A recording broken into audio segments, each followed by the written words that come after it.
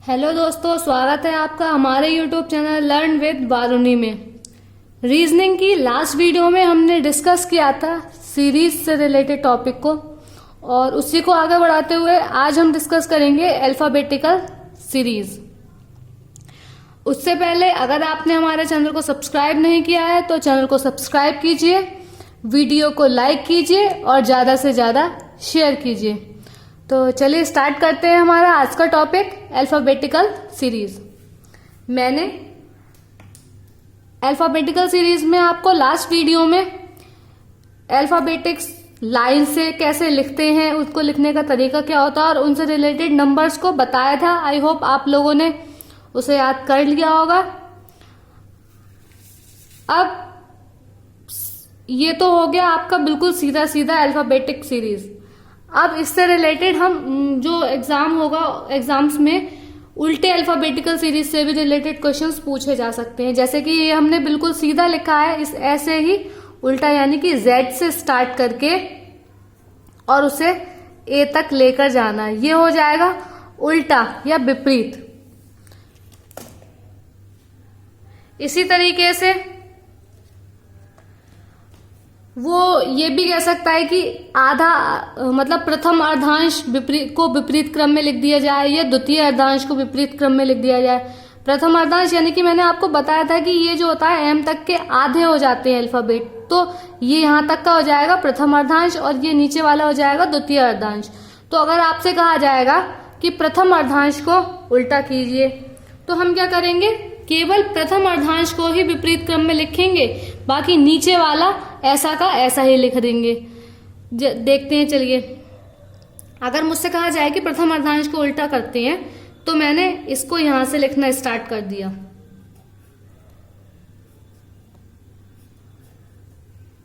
M K M L K J I H G F E D C B A, ये हो गया हमारा प्रथम अर्धांश। लेकिन जो हम नंबर लिखेंगे वो इसी तरीके से लिखेंगे। इससे क्या होगा कि कुछ अल्फाबेट्स के नंबर चेंज हो जाएंगे।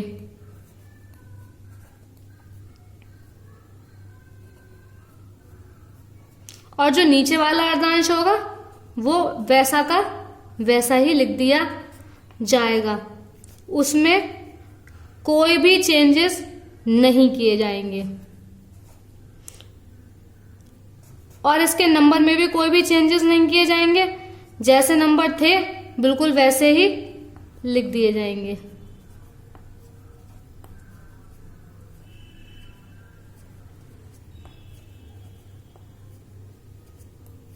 ये हो गया हमारा प्रथम अर्धांश विपरीत क्रम में लिखा हुआ। इसी तरीके से अगर आपसे कहते हैं कि द्वितीय अर्धांश यानी कि इसको दूसरे वाले अर्धांश को विपरीत क्रम में लिखा जाए, तो ऊपर वाला अर्धांश तो वैसा का वैसा ही लिख दिया जाएगा जैसा कि सीधी जो सीरीज थी उसमें हम लिखते। बस इसमें क्या होगा, केवल नीचे वाला अर्धांश चेंज कर दिया जाएगा। इसके नंबर भी वही रहेंगे, नंबर हमेशा वैसे ही लिखने हैं।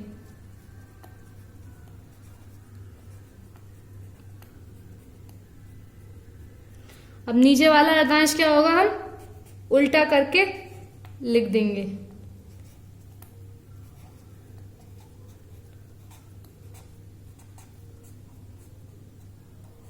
और नंबर इसके भी वैसे ही लिखे जाएंगे।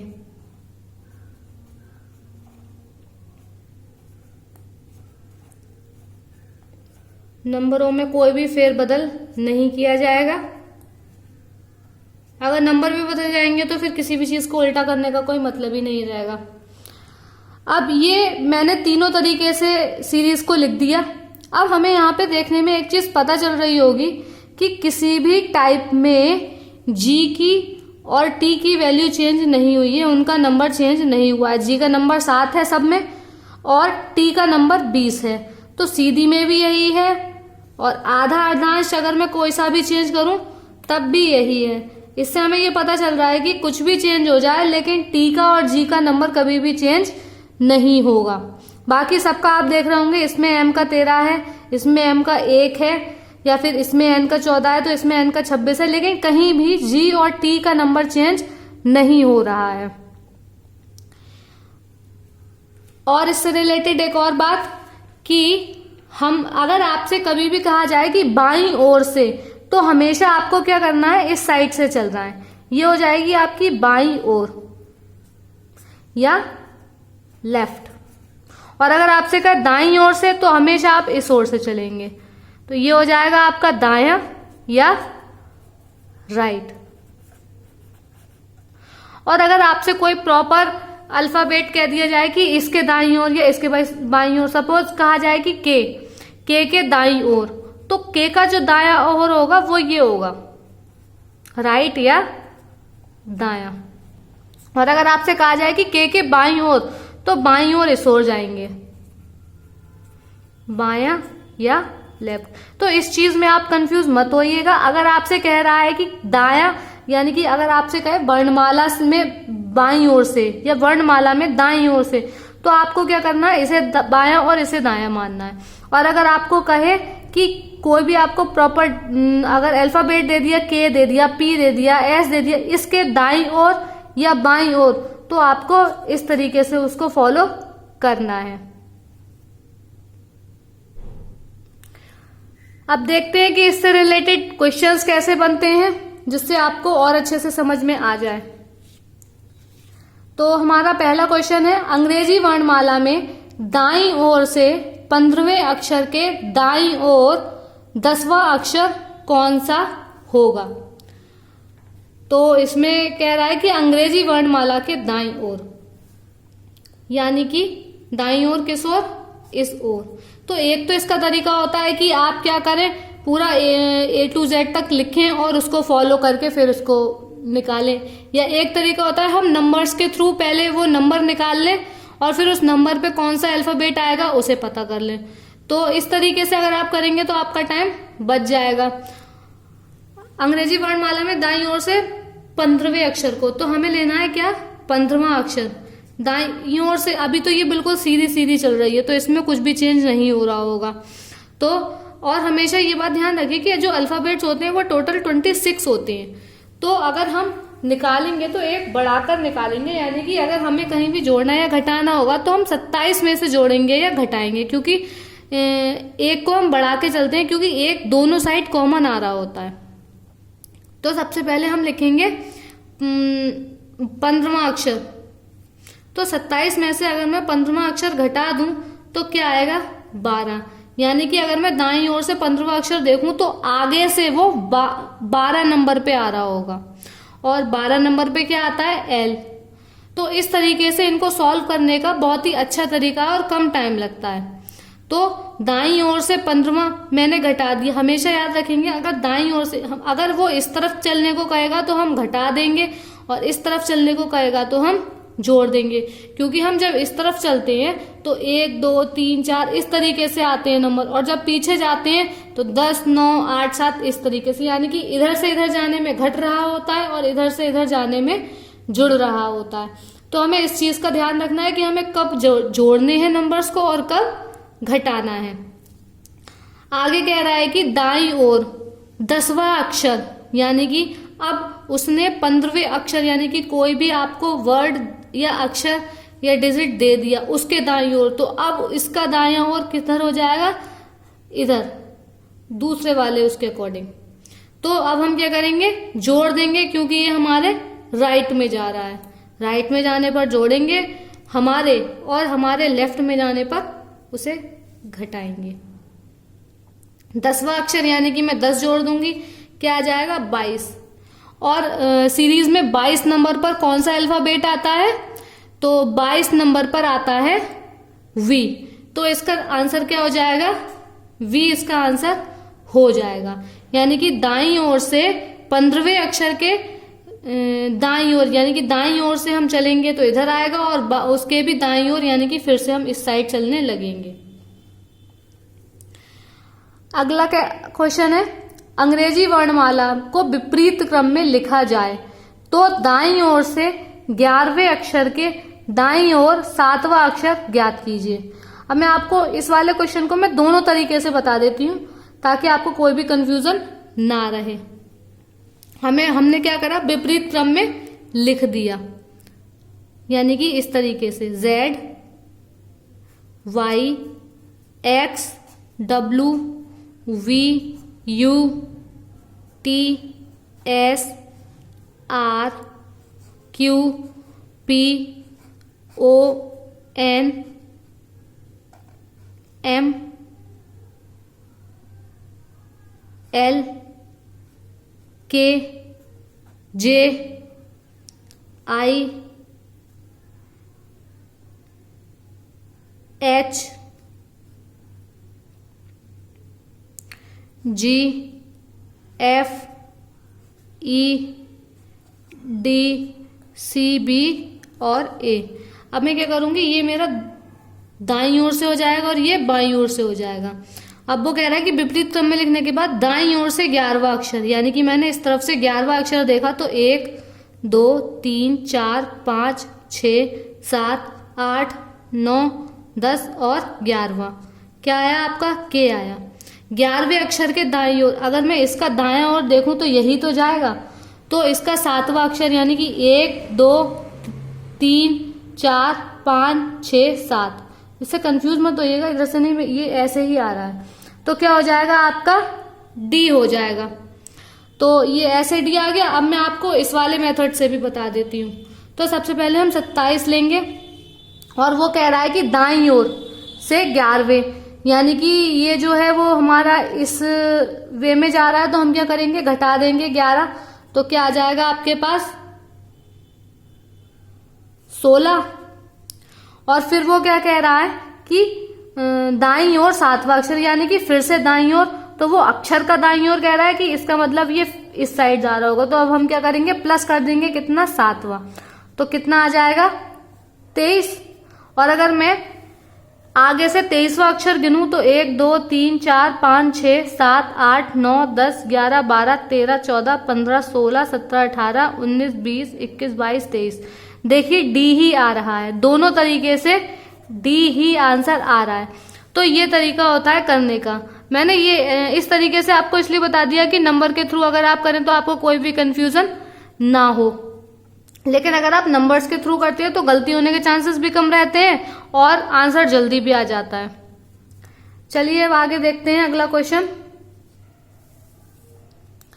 अंग्रेजी वर्णमाला के प्रथम अर्धांश के अक्षरों को यदि विपरीत क्रम में लिखा जाए तो दाएं से 15वां अक्षर ज्ञात करना है।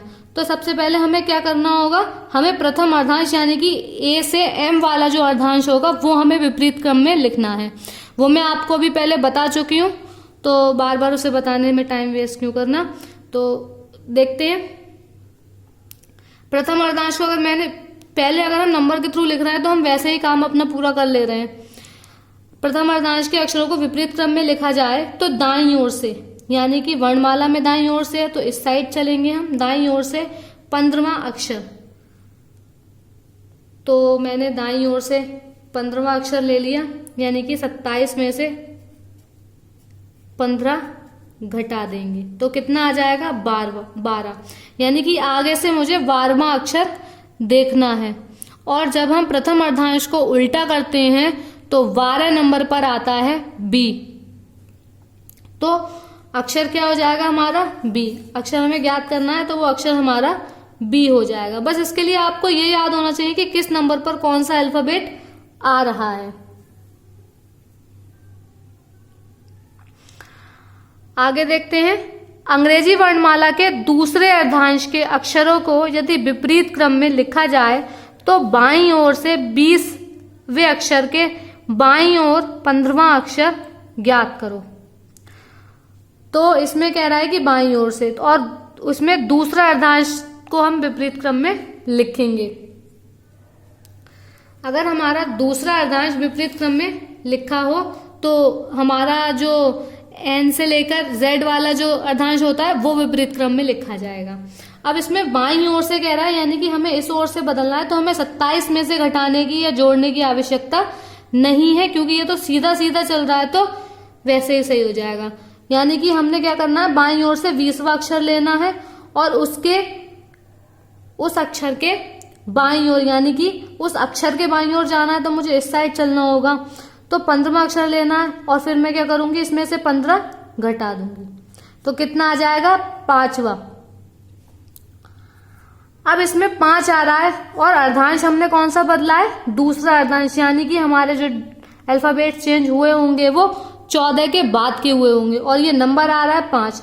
तो हमें हमारा मतलब उस पर कोई भी इफेक्ट नहीं पड़ेगा। 5वें नंबर पर ई ही आता है तो ई ही आ जाएगा। अगर ये जो होता नंबर यहाँ पर 13 से ज्यादा का आ रहा होता तब हमें देखना पड़ता, क्योंकि हमने दूसरा अर्धांश विपरीत क्रम में लिखा था।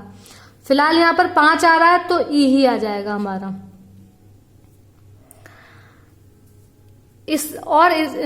कुछ और भी मेथड हैं जिसके अकॉर्डिंग हमें अल्फाबेट से देखने को मिलते हैं।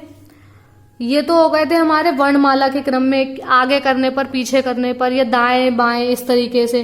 अब ये जो है ये कुछ सवाल हैं जो डायरेक्ट होते हैं, जैसे कि ये हमारे पास एक पूरा वर्ड दे दिया है तो इसमें वो कह रहा है कि पहले को छठे, इसमें टोटल कितने अक्षर हैं, 1 2 3 4 5 6 7 8 9 10, इसमें टोटल 10 अल्फाबेट्स हैं, लेकिन है ये पूरा एक वर्ड।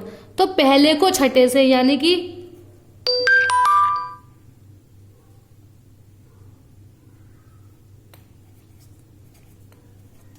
मैंने यहां पर नंबर डाल दिए ताकि कोई भी कंफ्यूजन ना हो। पहले को किससे चेंज करेंगे हम, छठे से। तो पहले नंबर पर क्या आ जाएगा, बी, और छठे नंबर पर सी। दूसरे को 7वें से, यानी कि दूसरे को 7वें से चेंज करेंगे तो दूसरे नंबर पर क्या आ जाएगा, ए, और 7वें नंबर पर क्या आ जाएगा, यू। इसी प्रकार अक्षर बदलने पर, मतलब आगे भी इसी प्रकार हमारे अक्षर बदलते जाते रहेंगे।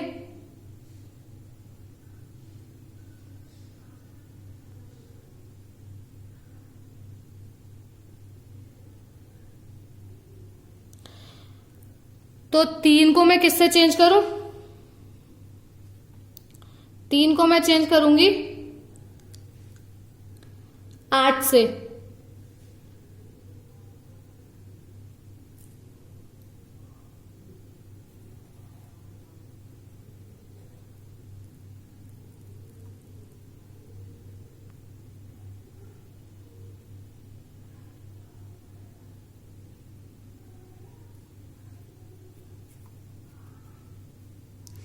तीन को 8 से चेंज करेंगे तो 3 वाले स्थान पर क्या आ जाएगा,